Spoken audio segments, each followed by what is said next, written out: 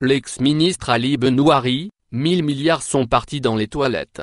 C'est en des termes crus, teintés d'une grande amertume et d'un profond dégoût qu'Ali Benouari a décrit la situation catastrophique dans laquelle se trouve l'Algérie, près de 60 ans après son indépendance.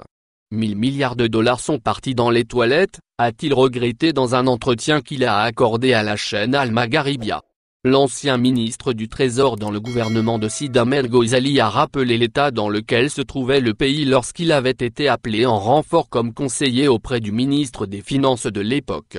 Les caisses étaient tellement vides que nous n'avions même pas de quoi importer du blé ou de payer nos diplomates, a-t-il dit, en affirmant qu'il avait été chargé par le Premier ministre d'aller faire la manche en Europe et dans le Golfe.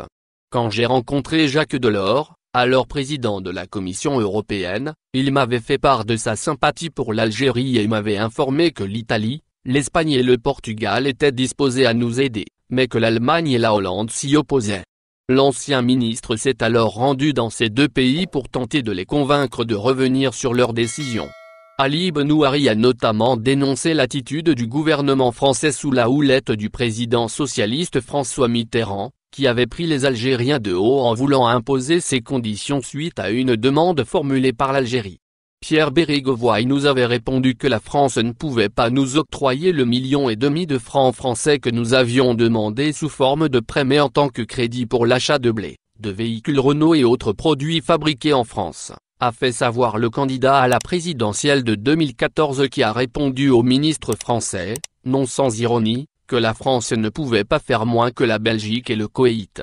Ali Benouari a, par ailleurs, estimé que les présidents successifs qui ont dirigé l'Algérie ont tous fait mieux qu'Abdelaziz Bouteflika qui a dilapidé l'argent du pétrole dans l'achat de la paix sociale et dans des projets farfelus, à commencer par l'autoroute Est-Ouest qui n'en est pas une et qu'il a qualifiée d'autoroute de la mort. Ben Bella, Boumediene, Chadli et tous les autres chefs d'État qui l'ont précédé avaient moins de moyens et ils ont pourtant été à l'origine de réalisations qu'il n'a pas pu accomplir en 20 ans de règne malgré un baril de pétrole à $140, a-t-il déploré.